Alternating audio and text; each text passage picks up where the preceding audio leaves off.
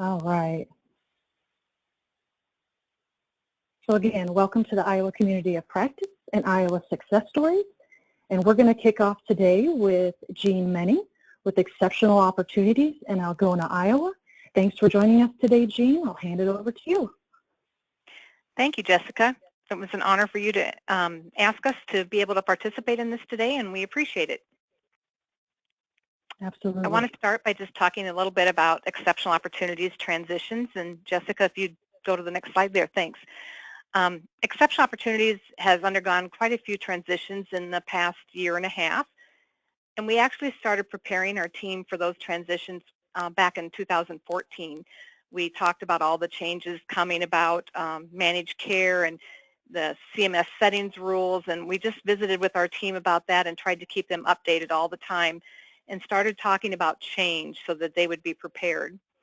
And you can see there what I have listed on the slides, that we transitioned our workshop from workshop employment to community employment. We began that in the fall of 2015 and actually closed our workshop in June of 2016. At that time, we also moved our DayHab program, which was within our workshop, to the Community Without Walls in July of 2016. And then we closed an ICF ID facility in 2016, transitioning more people from ICF ID care to the home and community-based supported community living program.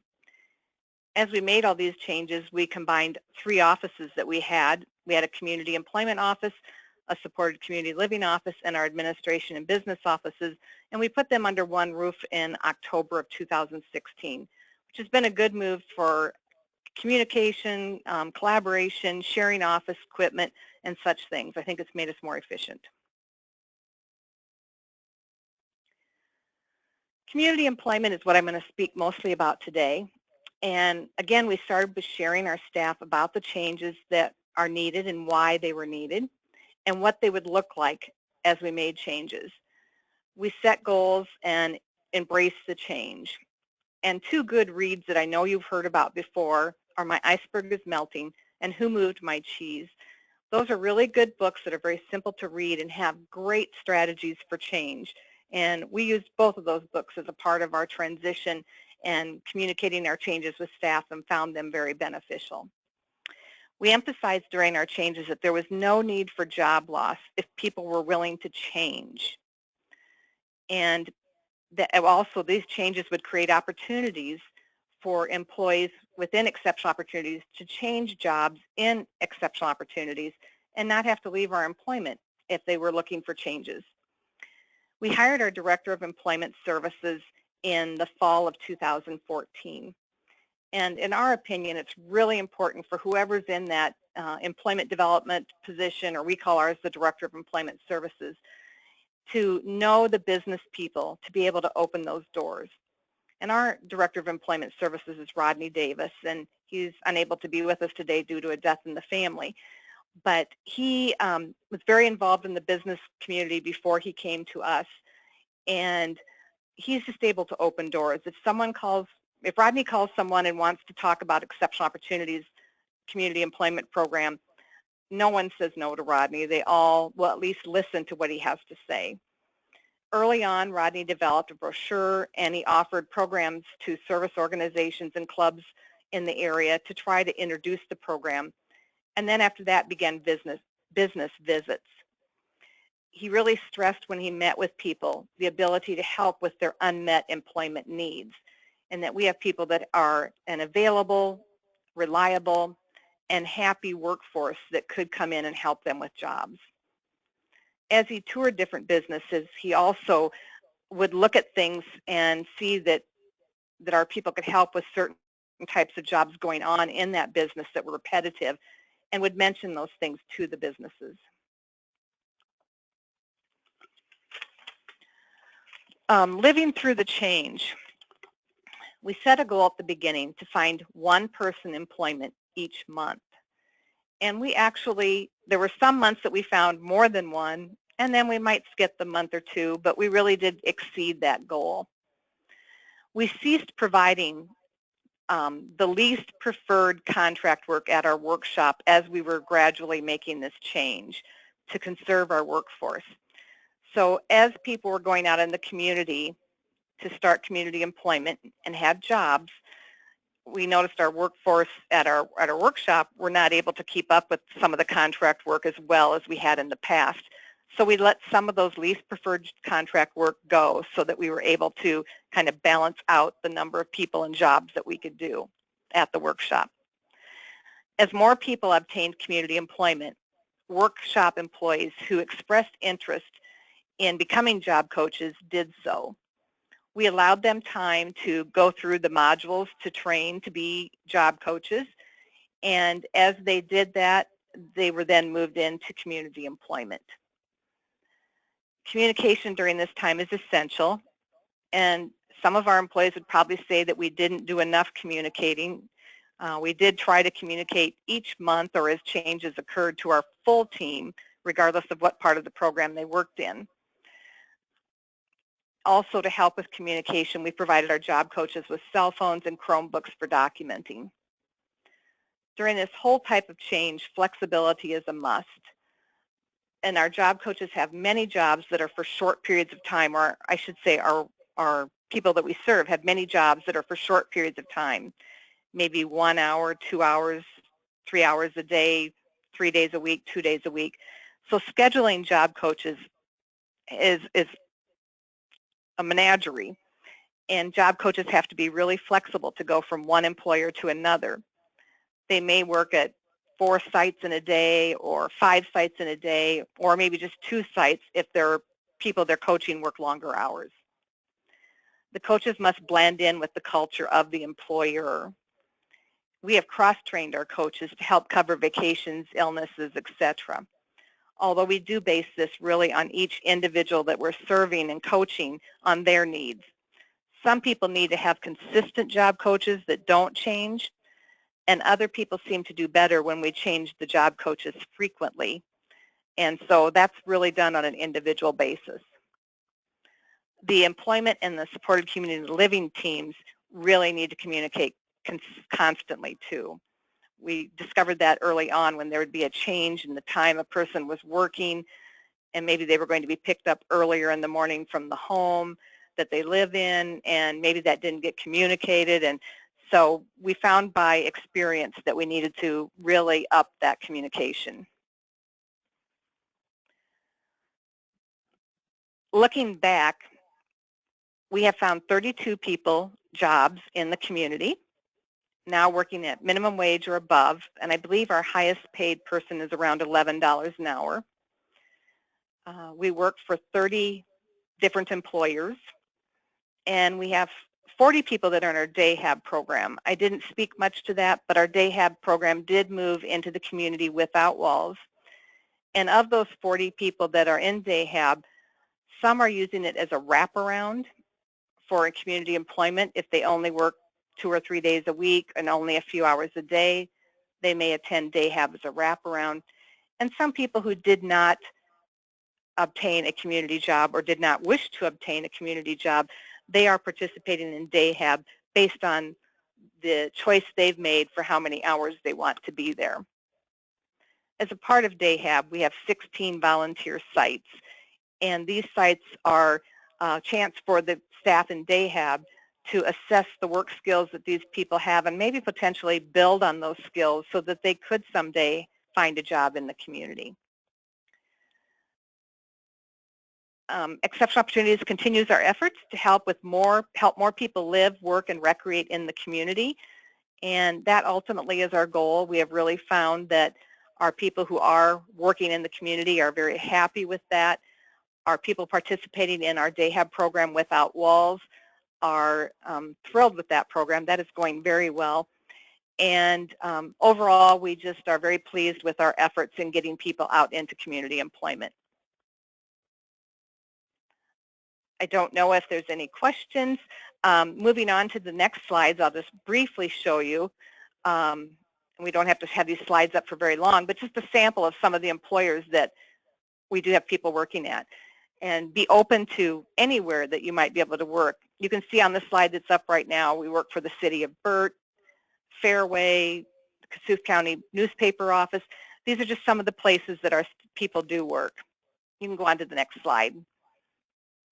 Again, more places that our people are working, and not all our jobs are in Algona. The majority are, but some are in West Bend or some are in Bancroft, other towns nearby.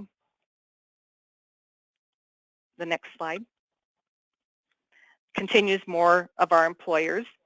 And so as you can see, our 30 employees, and I don't know if I have all the employers' logos on there, but we do have a diverse group of employers that have embraced community employment and are willing to hire the people that we have looking for jobs.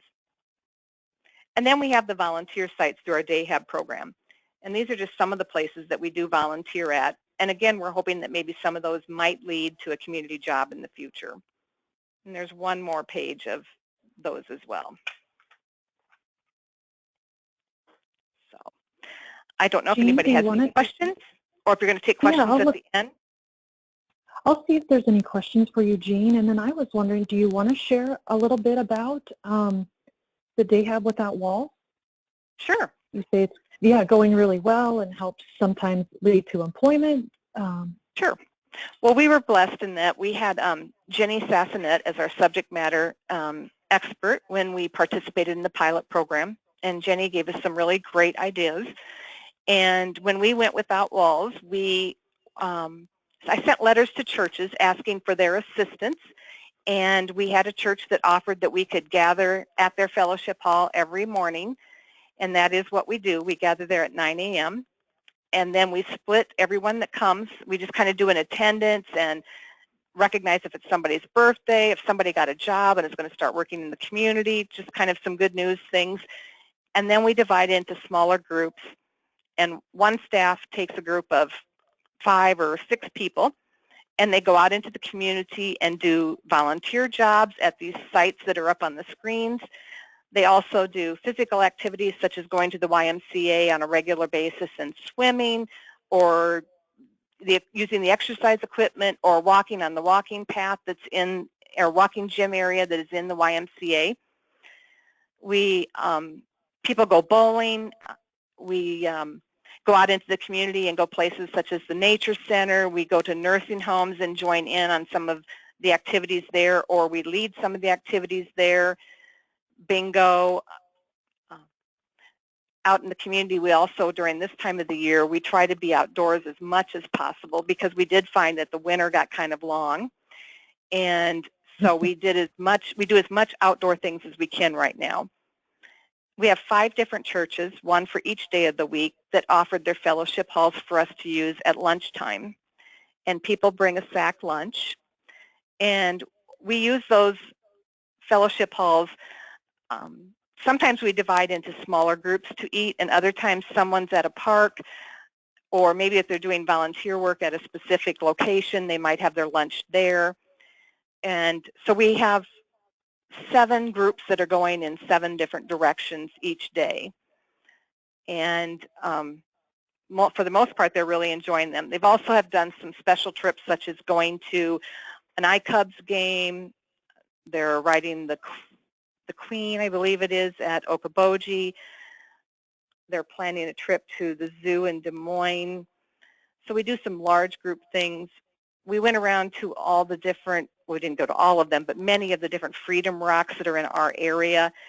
And then they do some craft type things, such as picking up some field rocks and then bringing them back and painting them and doing their own take on a Freedom Rock, or however they wish to paint it. So we've done some artsy type things as well. And different people enjoy different things. So they may not attend on a day that is not something that they enjoy, or they may choose to do something different. And with the fact that we have 7 different groups, they can go in different directions, or they do go in different directions. So they can kind of make some choices that way as well. And I didn't really mention at the beginning, but of course all of this starts with meeting with the individuals and asking them what they want to do. Do they want to work? Do they want to go to Day Hab? Do they wish to retire? Talking about what this will do to their finances if they don't have money coming in from a job anymore. We had all those kinds of discussions with individuals early on and with their families as we were making plans to move ahead with closing the workshop and going into day hab without walls. Thank you, Jean. Mm-hmm. I appreciate that. You shared a lot of great considerations and strategies, and it's exciting to hear about what you guys are doing. Thank you. Thank you. So without further ado, then we'll move on, and we're going to hand it over to Stephanie Davis with Crossroads of Western Iowa in Missouri Valley, really just the whole western side of the state at this point. So hand it over to Stephanie. Thanks, Jess. Good afternoon, everyone. As Jess said, my name is Stephanie. I'm the Program Manager of Supported Employment at Crossroads. I pretty much manage all of our program sites in the 5 counties that we currently serve. Go to the next slide.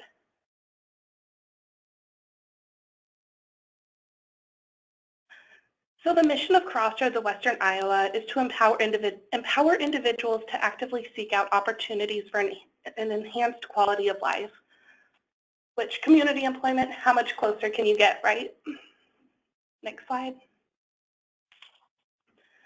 Crossroads of Western Iowa originally incorporated in May of 1975 as Monona Services, Inc., which was based on providing work opportunities.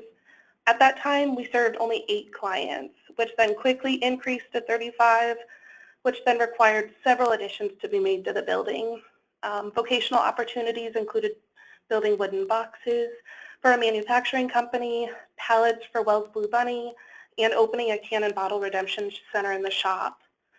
Fast forward a little bit to year 2000, the organization name was changed to Crossroads of Western Iowa, as services were being provided to individuals in Monona, Harrison, and Pottawatomie County. Fast forward a bit more, as of July 1st of this year, we are providing services now in 5 counties in Western Iowa, which include Monona, Harrison, Pottawatomie, Woodbury, and Cherokee. We provide a number of services overall, which include residential, day hab, adult daycare, pre-voc, and employment services.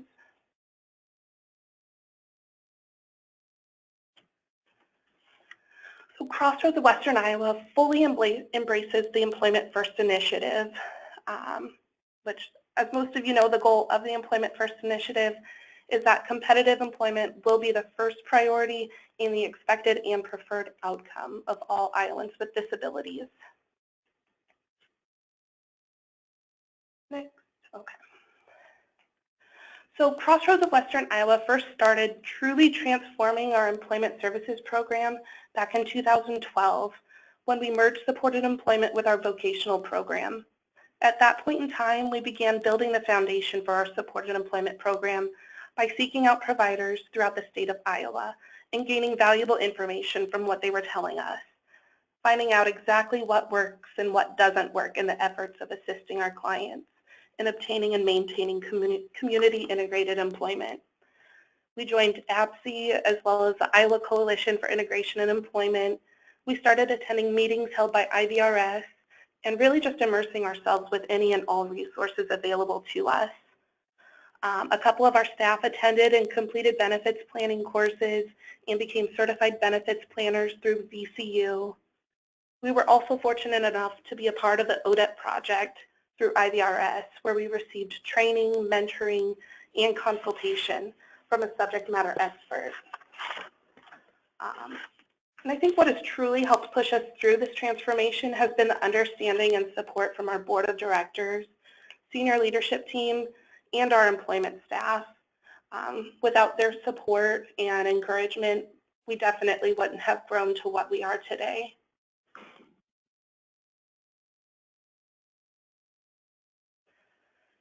So throughout the transformation process, we discovered that communication with all stakeholders, the clients of our family of the clients, staff, as well as the community, is imperative to the success of the individuals we serve.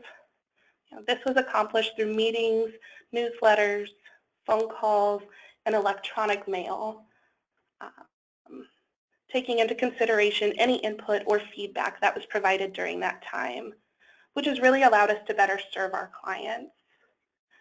In order to build program capacity, we have expanded funding streams to support individuals seeking employment, which includes, of course, the waiver and HAB, working with Voc Rehab, the Iowa Department of the Blind, becoming an employment network through Ticket to Work, as well as receiving placement grants provided to us by one of our regions. We train and develop our supported employment staff to learn how to best serve our clients through attending Iowa APSE trainings, as well as completing College of Direct support classes online. In addition, by attending IC, IACP, and APSE meetings, we are really able to gain updated pertinent information and knowledge that is then utilized by our supported employment staff. Building relationships in our local communities through networking has really been key. Supported employment staff attend chamber functions such as coffee and contacts and business after hours. Staff also attend ribbon cuttings and help celebrate expansions and beautifications and commemorate special events in our local communities, which has resulted in strengthening our relationships with employers in our community, as well as educating them on how Crossroads of Western Iowa can assist them with their employment needs.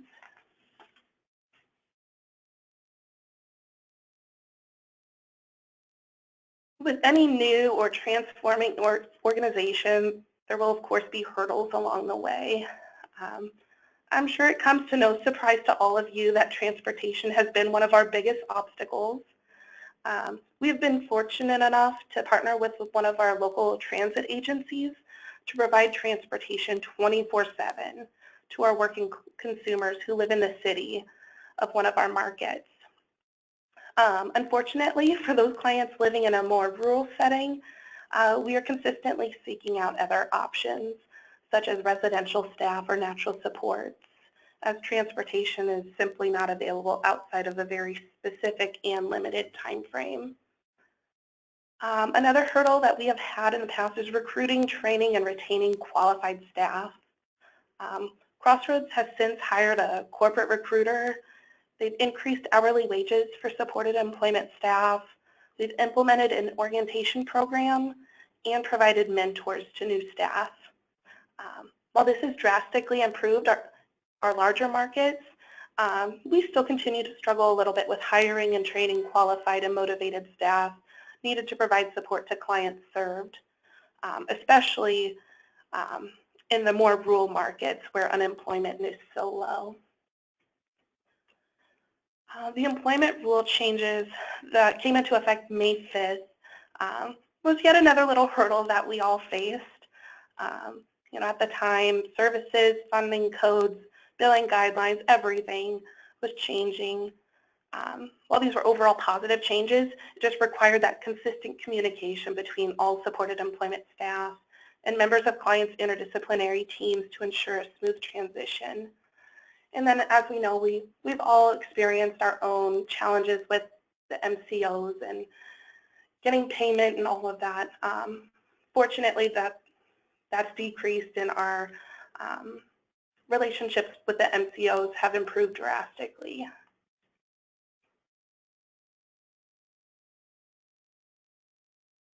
So overall, reaching out to the subject matter experts has greatly helped Crossroads during our transformation and throughout any issues or questions that have presented themselves. We strongly suggest finding a mentor agency in the industry that may be able to provide support, guidance, and assistance as needed through anybody's transformation.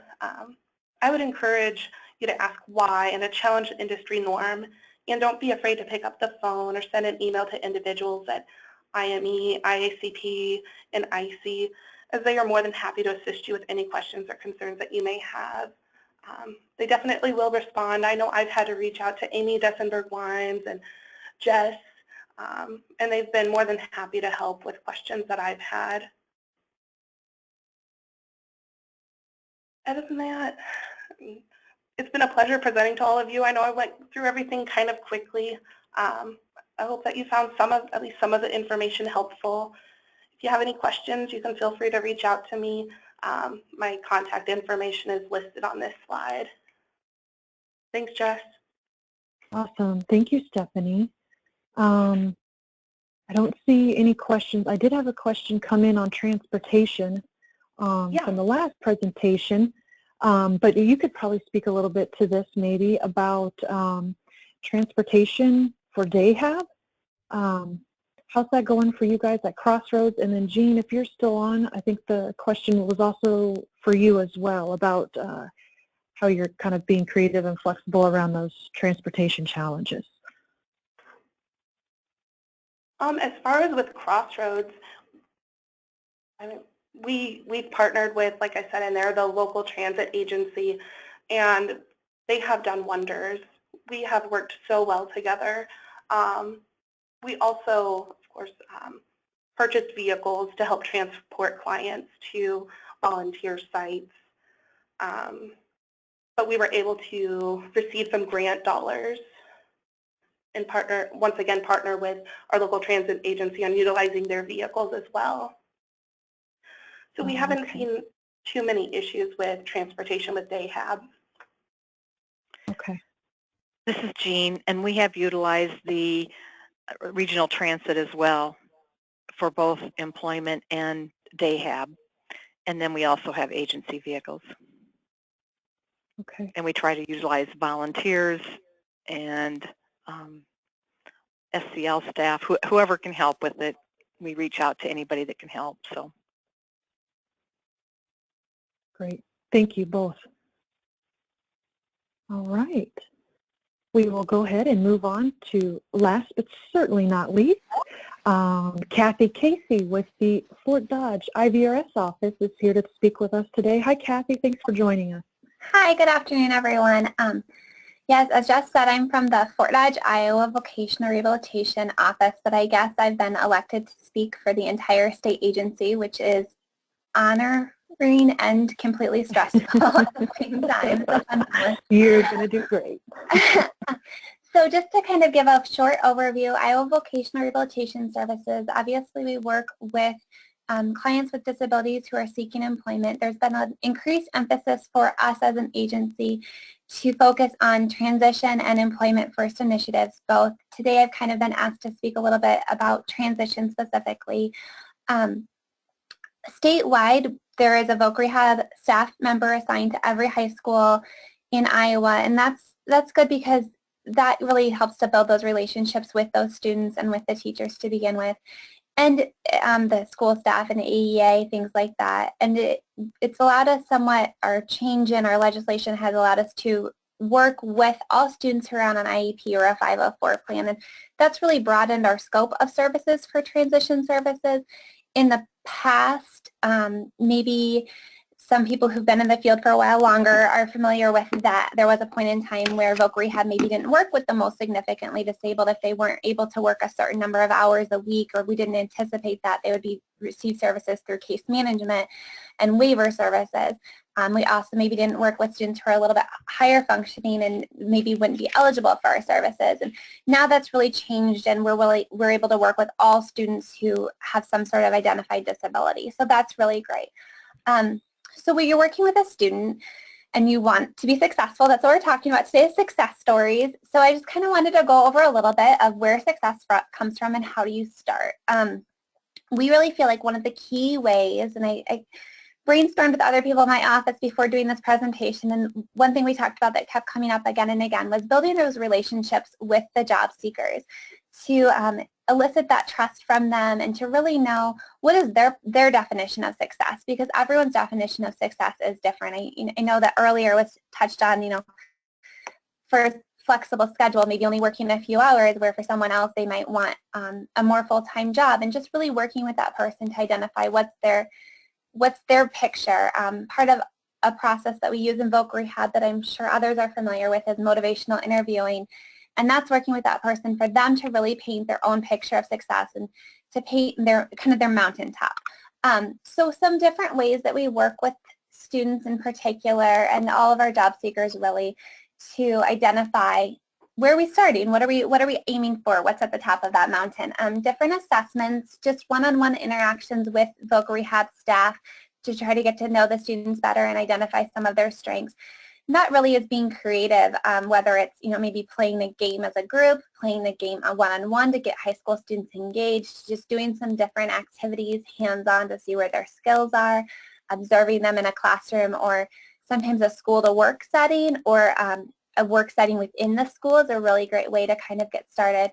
Setting up employer panels where the employers are actually coming into the school or to a different site depending on what works, and having those students be able to listen to those employers and ask questions of them, but not in a one-on-one setting where there's a little bit less pressure on each individual to perform specifically, or they can just kind of sit in the back and listen. Sometimes it's not possible either because of the location of the job or the circumstances of the student. I have some students who are in a placement facility, for example, for them to necessarily visit an employer. So utilizing online job description videos, there's a lot of information out there on this wonderful internet of ours to show students maybe what a job might be like, and to get them kind of thinking and think about things that aren't necessarily easily accessible to them right now, but something that might be worth traveling for or journeying out towards. We utilize Iowa's Career Coach a lot, and something that's really great about Career Coach for those who haven't used it before is I really do feel like you can use it with all levels of students when you are walking the student through and kind of explaining some of the different questions. And it allows you to branch from one career to another career and see the different educational levels required for each, and the average pay, and where there's training programs and where there are job needs, to really explore some of those different activities with students. Obviously, job shadows are something that we utilize a lot to get that student that one-on-one experience where they really see what the workplace is like and the work culture, in addition to some things like on-the-job trainings and different activities like that, informational interviews with employers, and then career fairs. And all of these are really, it's important that we don't just have a client go to a career fair or go to a job shadow, but really work with them through that and follow up with them as well. So you've kind of done all these beginning steps, gotten to know the student a little bit better. So what does it require, again, to be successful? So I just did this little pie chart of just some of the components of who's involved in that success story, because we certainly are working with individuals, but with each individual there are other people involved. And so we have the student or the job candidate employers, the school themselves, the family members or other identified people in their lives, post-secondary training if that's applicable, and then my other supports portion. Really, that should probably be like 90% of the pie, because in that, you could have transportation, which we've talked about multiple times. Maybe if they're involved in a youth employment program, if they have a supported employment provider or a case manager, an MCO, there's a lot that goes into the other supports, and with any piece of that missing and not involved in the puzzle, it really doesn't work.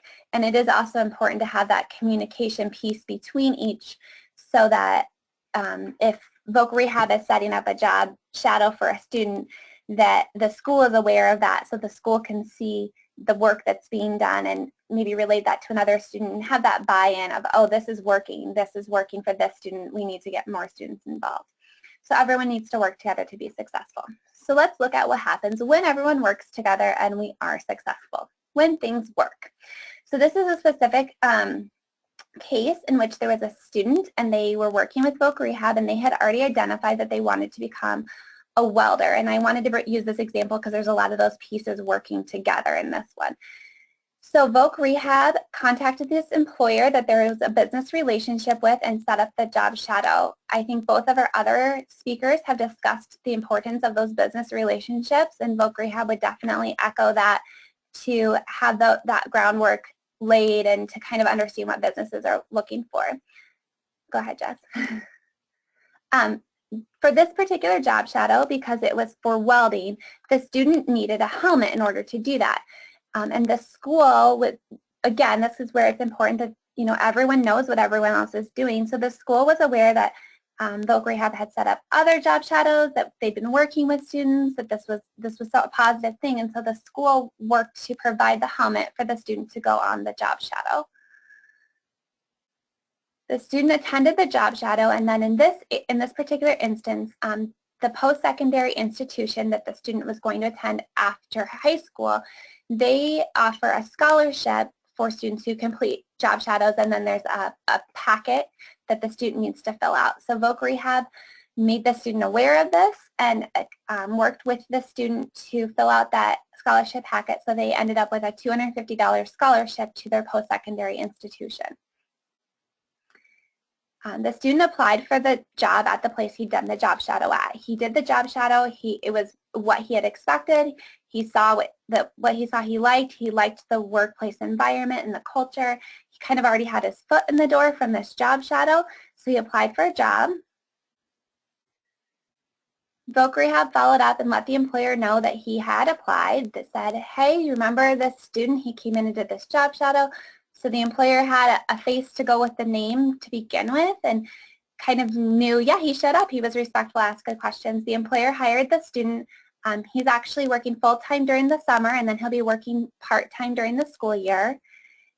And then the post-secondary institute will continue to provide additional training to him. He will get his diploma in welding, and then hopefully, if he chooses to, be able to continue to work full-time at this employer, and he'll have a little bit higher pay grade because he will have that diploma, and he'll continue to get that additional training not only on the job but through the school while he's balancing the school and work perspectives there.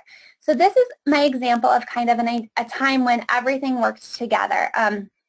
Obviously there are a lot of different examples like this that involve supported employment providers and involve school and case management and all of that, like I had said, but wanted to focus on one that was very transition-based, that was pretty simple, so you guys could see all the steps and how they had worked well.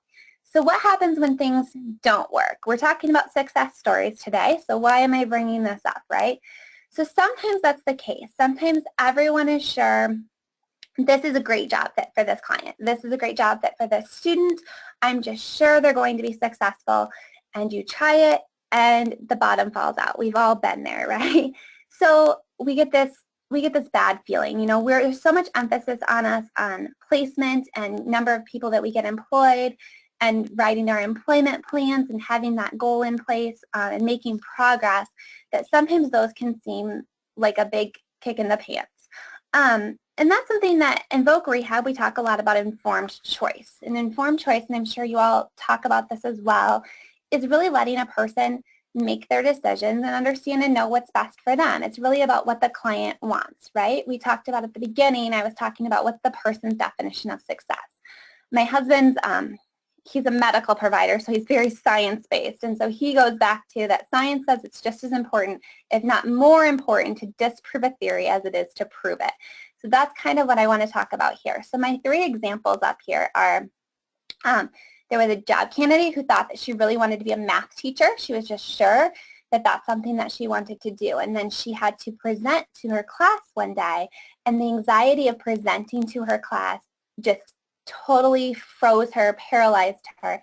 And the Voc Rehab staff was able to be there and to talk to her, to relate that to her disability and discuss with her so how that would relate, even though it wasn't the exact same scenario, but how that would relate to being a math teacher and doing that on a daily basis. And she realized, oh, math teacher is not right for me because there's no way I could get up in front of a classroom on a daily basis.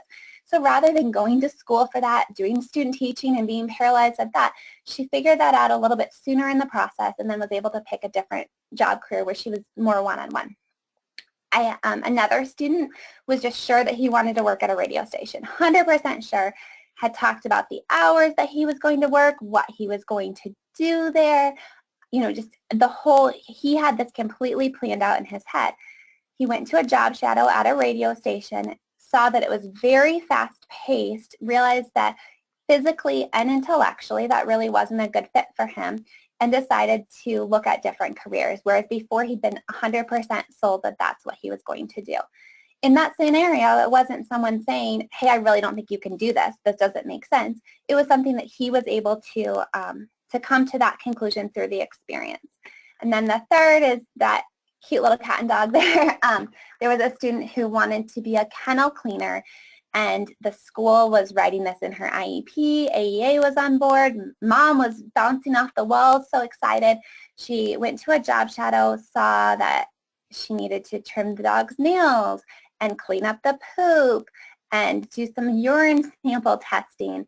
And then also, for this particular location, they also had to clean the office in addition to taking care of the animals, because to really warrant that being a position. And through that process, she, over the course of just that couple-hour job shadow, said, no, this is absolutely not it. Goes out, mom's in the parking lot still beaming from ear to ear, but the student has decided and is then able to advocate for herself, hey, everyone else thinks this is a great idea for me, but I really don't think it is because of what I've learned today. So we look at those, and it's really easy to say, well, those 3 things didn't work out. But again, they did, because the students in each of those scenarios were able to identify what met their strengths, what met their weaknesses, what worked, what didn't, and where they needed to go from there to be successful in the long run with the supports of all of us. So it's actually pretty exciting that they're no longer moving down a path that isn't what they envisioned. They didn't have to have anyone tell them, no, you're wrong, you can't do this. And then they feel very empowered and strengthened by that. So that's just my quick overview, probably too quick because I talk fast. That's my quick overview of just some of the tactics that we've used, and just some examples of what has worked for us in order to help find success for our clients. You know, I really think that we're all doing amazing work, and anything you try is a good thing to try, no matter what the result is, as long as we've tried something and we can really learn and grow from that. So I appreciate everyone sharing today. Thanks, Jess. Thank you, Kathy. And I think you're exactly right. Even apparent failures are things that we can learn from and learn those conditions for success for the next time. And just like us, makes us better. So I appreciate you sharing those stories as well, because they are successes as well. I did have a question come in, and this is posed to all the presenters. Can you share a little bit about how you're providing and or linking people to benefits planning? I can go first, Jess, if that's okay. Perfect. Thank you. Yeah, please. So at Voc Rehab, I've taken benefits planning training, and so has in our area office. So we cover a handful of counties. We cover Fort Dodge, but we also cover some surrounding counties. So within the Fort Dodge area office, we have 3 people who have done benefits planning training to kind of cover each of those regions. And then like here in Fort Dodge, I'll either meet with people in person or provide that service by phone or by Zoom or whatever technology is needed. And that was actually a Voc Rehab, kind of a statewide initiative that we did last year, where they picked several people from each area office to attend this training to be able to provide that benefits planning piece. And then obviously at some points in time it's really necessary to connect someone to a WIPA or a PASS planner for those more complex scenarios, but that's something that we do. We try to include the benefits planning on the plan of everyone who's receiving services if they're receiving a Social Security benefit. Not everyone that we work with is, but we try to make sure that that's known. We also provide those services just for our partner agencies as well and their clients. So if someone comes into workforce, for example, and they need some benefits planning services, even if they're not going to receive Voc Rehab services, we can still provide that benefits planning. And we have an ongoing training coming up for that towards the end of this month, actually. So if that's a resource that a client that you have needs, I would just encourage you that Voc Rehab is one of the, I'm sure there's other options out there, but it's one of the resources that you could turn to get that client to have that benefits planning. Thank you, Kathy. Stephanie, I think you mentioned that you have benefits planners on staff at Crossroads. Oh, did I lose her? Oh. Well, I might have lost her, but I believe the answer to that question is that they have benefit planners on staff there. And I'm not sure, Jean, are you still on? Yes, this is Jean. Okay. And Jean, we worked with our Voc Rehab specialist has helped us with that, as well as our financial director, Kathy Gatton, has worked with both the Voc Rehab and the Social Security Administration in regard to coordinating that as well. Awesome, thank you. And just to put a quick plug in for WIPA, WIPA I know, Kathy, you mentioned that. That's a great resource also. And thank you, Misty, for asking one of our Iowa Whippets. So She's that brings us for herself. Smart. But definitely a very important component. So it's good to hear that there's, you know, a lot of different resources and there's flexibility and a number of different ways that people can access that, because it is a very important piece of the puzzle. Yeah, definitely. I agree with you, Jess, because I just want to say that, and I think we've all faced this where someone says, I can't work or I don't want to work because I don't want to lose my benefits. And I think that I, get another wrinkle or get stabbed in the heart every time someone says that, because it's, it's that myth that's just never going to die. But I think that we can all work our hardest to try to let people know that there are so many great incentives for people to try work. And so it's just awesome. It's great. Agreed.